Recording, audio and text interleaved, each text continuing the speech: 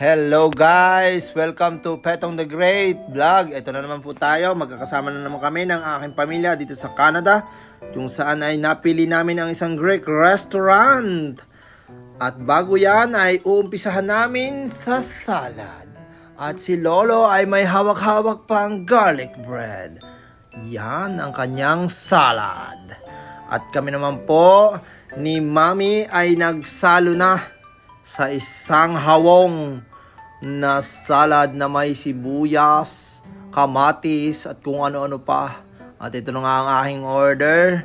Ang unang dumating ay may cheese na may kamatis at may kabos. Yan.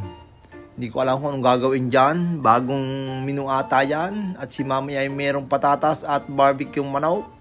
At kay Lolo naman ay pork barbecue na may kanin. At kay Scarlett naman ay chicken finger at sa kanyang tiyahan ay turkey.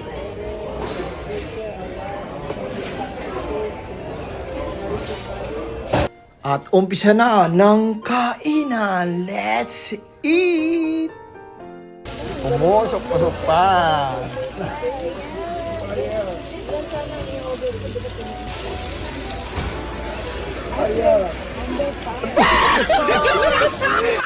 At yan, bihahib na si Lolo. Naubos na ang kanyang isang hawong na salad.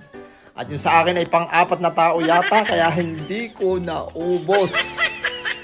Take home ko na yung iba. Okay guys, pagdating namin sa bahay ay nag-ice cream pa si Scarlett Colette. Tawarin naman, paano kang papayat niyan tayo? Naku po!